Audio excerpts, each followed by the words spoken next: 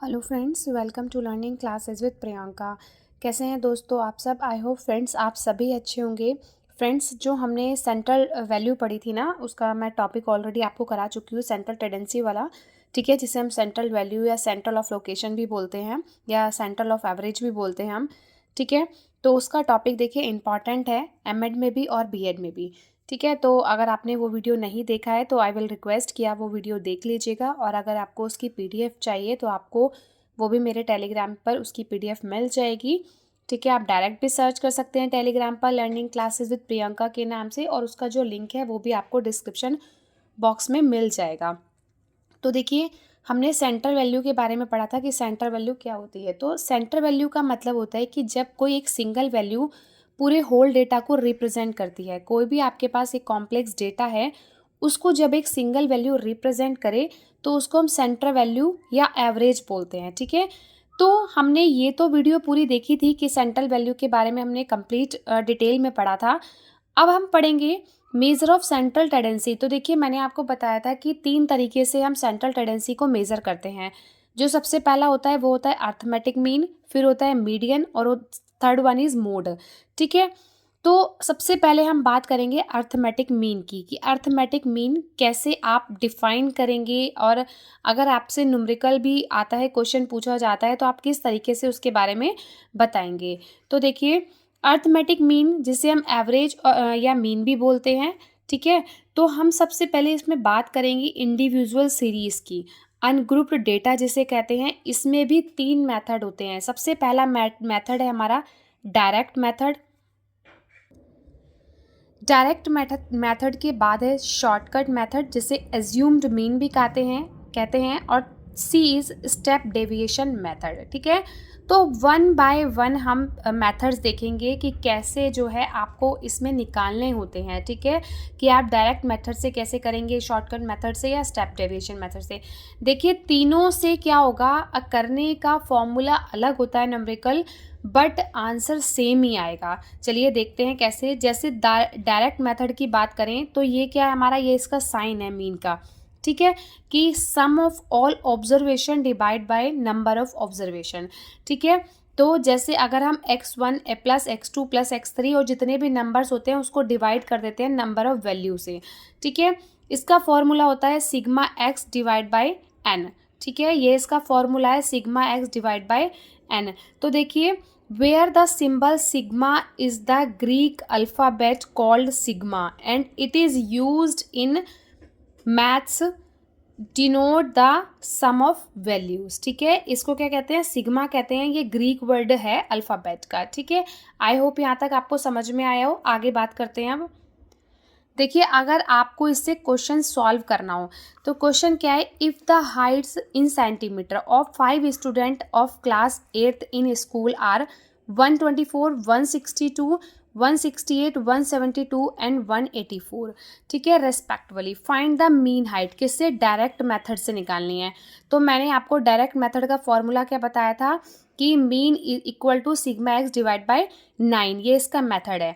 ठीक है, तो देखिए, ये मीन जो है ये इसका सिंबल है। तो आपके पास नंबर ऑफ वैल्यू कितनी है, नंबर ऑफ वैल्यू है हमारे पास 5 स्टूडेंट। ये देखिए, इनको काउंट करेंगे 5 है, तो नंबर ऑफ वैल्यू तो हमारे पास आ गई 5। ठीक है, अब सिग्मा एक्स कैसे डिफाइन करेंगे वो भी हम देख लेते हैं। तो देखिए, मैंने आपको फॉर्मूला बताया था कि x1 plus x2 plus x3 plus x4 plus x5, इनको ऐड कर देंगे। इट मीन्स इनको आपको ऐड करना है, ऐड करके आपको नंबर ऑफ वैल्यू से डिवाइड करना है। तो आपका क्या आएगा आंसर, 162। तो ये तो हो गया आपका डायरेक्ट मेथड। अगर हम बात करें कि शॉर्टकट मेथड से, तो अज्यूम्ड मीन मेथड भी कहते हैं। अज्यूम्ड का मतलब किसी एक नंबर को आपको एज्यूम करना है। तो ये इसका फॉर्मूला है कि mean equal to a plus sigma D divide by 9, where ये क्या है हमारा अर्थमेटिक मीन, कि ये इसका सिंबल है। a क्या हो गया, अज्यूम्ड मीन। d क्या हो गया कि x माइनस ए। डी कैसे निकालेंगे आप, x माइनस ए, क्योंकि देखिए सिग्मा हम पहले निकाल रहे थे कि deviation of x variables from assumed mean, वो आगे आपको समझ में आ जाएगा। एन क्या हो गया, नंबर ऑफ ऑब्जर्वेशन। ठीक है, तो देखिए, अब हम शॉर्टकट मेथड से इसको निकालेंगे तो किस तरीके से, तो हमारे x1 x2 x3 x4 ऐसे इस तरीके से सेम नंबर लिख लिया हमने। सेम क्वेश्चन की बात कर रहे हैं जो क्वेश्चन हमने यहाँ पढ़ा है। ठीक है, हम सेम नंबर लिखेंगे, उसके बाद हम जो डिवाइड करेंगे d equal to x minus a करेंगे, मतलब एज्यूम वैल्यू से आप x को माइनस करेंगे, तो आपकी एज्यूम्ड वैल्यू क्या है 168 है, ठीक है। तो उसके बाद 124 minus 168, 162 minus 168, 168 minus 168, 172 minus 168, 184 minus 168 क्या आया 16, ठीक है। तो देखिए इसमें से इसको माइनस किया, माइनस का 44 आ गया, इसमें ये माइनस किया, ये आया, ठीक है। इस तरीके से माइनस कर दिया, तो देखिए ये माइनस माइनस कितना हो गया, माइनस माइनस हो गया प्लस, तो यहाँ पर आ गया माइनस का 50 और ये प्लस प्लस प्लस, तो क्या आ गया हमारा 20। तो सिग्मा डी क्या निकल के हमारा -30। कैसे कि प्लस माइनस माइनस 50 में से आपने 20 लेस कर दिए, तो यहाँ पे आया -30। अब हमारा फॉर्मूला क्या था कि mean equal to A plus sigma D divide by 9। तो ए क्या है हमारी एज्यूम्ड वैल्यू, जो हमने एज्यूम्ड करी थी यहाँ पे, ये 168।